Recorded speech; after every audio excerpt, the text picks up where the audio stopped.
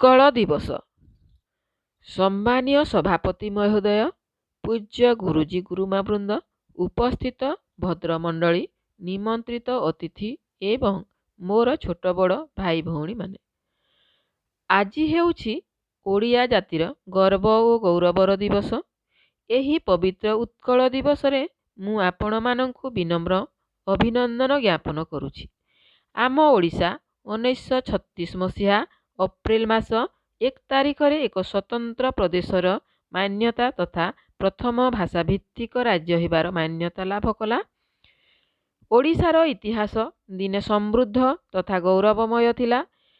उत्कल दिवस पालन अवसर रे जना जाई थाए जेउ दिनकु इंग्रेज माने बोकांक दिवस कही एप्रिल फुल हिसाब रे पालन करती, सेही दिन ही वीर प्रसविनी उत्कलर बरपुत्र माने इंग्रेज मानंकु बोका करी स्वतंत्र ओडिशा गठन करिथिले।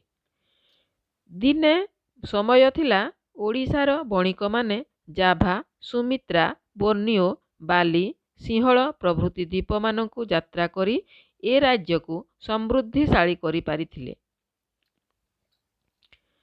मगधर नंदवंश राजा माने सर्वप्रथमे कलिंग को आक्रमण करिथिले, तापरे अशोक आक्रमण करिथिले ओ कलिंगर महिमारे अनुप्राणित होई चंडाशोकरु धर्माशोकरे परिणत हेले।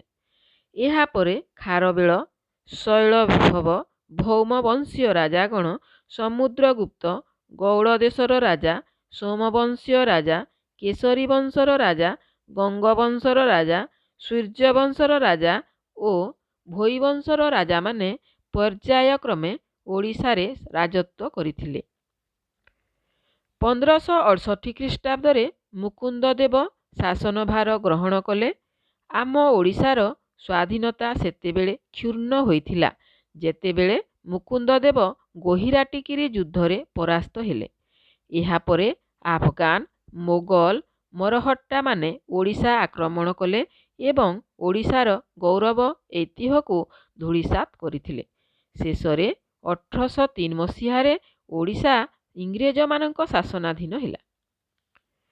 शेषरे उत्कल गौरव मधुसूदन, उत्कलमणि गोपबंधु, पारला महाराज कृष्णचंद्र गजपति, कर्मवीर, गौरीशंकर, पंडित गोदावरीश मिश्र, हरेकृष्ण महताब, रामचंद्र मर्तराज प्रभृति बरपुत्र मानकर आप्राण प्रचेष्टारे 1936 मसीहा अप्रैल 1 तारिख रे ओडिशा एक स्वतंत्र राज्यर मान्यता पाइला। ओडिशा एक स्वतंत्र प्रदेश रे गठित हेला। एकत्रीकरण पाई जेउ जोगजन्मा मनीषीगण आप्राण उद्यम करिथिले सेमानंक मध्यरे उत्कल गौरव मधुसूदन अग्रगण्य। तांकर बलिष्ठ नेतृत्व रे उत्कल सम्मिलनी गठित होइथिला। जनता को जातीय भावरे उद्बुद्ध करिबा पाई से आह्वान देइथिले। एही सम्मिलनी जाति प्राण सिंधु कोटि प्राणबिंदु धारे तोर प्राणबिंदु मिसाई दे भाई डेई पड़ी सिंधु नीरे। जाति प्रीति तथा देश प्रेमरे उद्बुद्ध हेबा संगे संगे निस्वार्थ पर हेबाको से उपदेश देइथिले। तांको कवितारू पदे देश प्रेम बन्ही प्रचलित करी स्वार्थ को दियो आहुति, स्वार्थ मेधयज्ञ चारियाड़े नाच छाती को मिसाई छाती। जातिर प्रगति पथ को सुगम करिबा पाई से आह्वान देइथिले। स्वार्थ त्याग उपरे गुरुत्व आरोप करी से कहिछंती, जाति नंदी घोष चलिब कि भाई स्वार्थ को सारथी कले, टाणे किरे गाड़ी दानर तोबड़ा घोड़ा मुहे बंधा थिले। उत्कलीय एकत्रीकरण पाई गोपबंधुଙ୍କ दान मध्य अतुलनीय। स्वतंत्र उत्कल प्रदेश गठन करिबारे आउ जणे महारथी हेउछंती गजपति कृष्णचंद्र देव।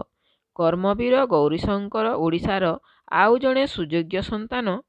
तांको संपादनारे उत्कल दीपिका आत्मप्रकाश करी ओडिशार भाषा और साहित्यर उन्नति साधन करिथिला। इंग्रेज मानक मनमुखी शासन और अत्याचार जोगु ଓଡ଼ିଶା ନିଜର ସ୍ୱତନ୍ତ୍ର ହରାଇଥିଲା।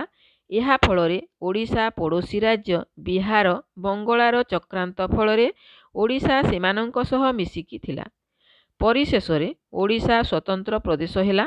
ମହାରାଜ କୃଷ୍ଣଚନ୍ଦ୍ର ଗଜପତି ହେଲେ ଓଡ଼ିଶାର ପ୍ରଥମ ପ୍ରଧାନମନ୍ତ୍ରୀ। ସ୍ୱାଧୀନତା ପରେ 1948 ମସିହାରେ ଦେଶୀୟ ରାଜ୍ୟମାନଙ୍କ ମିଶ୍ରଣରେ ଓଡ଼ିଶା ଏକ ବିଶାଳ ରାଜ୍ୟରେ ପରିଣତ ହେଲା। ସାମାଜିକ ରାଜନୈତିକ ଶିକ୍ଷା ସଂସ୍କୃତି ପଥରେ ଆଗେଇ ଚାଲିଲା। ତେବେ ଆସନ୍ତୁ ଆଜିର ଏହି ପବିତ୍ର ଦିବସରେ ଆମେ ସମସ୍ତେ ଆମ ଜନ୍ମଭୂମି ଉତ୍କଳର ସୁଖ ସମୃଦ୍ଧି ବୃଦ୍ଧି କରିବା ପାଇଁ ତଥା ସର୍ବଶ୍ରେଷ୍ଠ ରାଜ୍ୟ ଭାବେ ପରିଗଣିତ କରିବା ପାଇଁ ସଂକଳ୍ପବଦ୍ଧ ହେବା। ମାଆକୁ ଭଲ ପାଇବା, ମାତୃଭୂମିକୁ ଭଲ ପାଇବା, ମାତୃଭାଷାକୁ ଭଲ ପାଇବା। ଏତିକି କହି ମୁଁ ମୋର ବକ୍ତୃତା ଶେଷ କରୁଛି। ବନ୍ଦେ ଉତ୍କଳ ଜନନୀ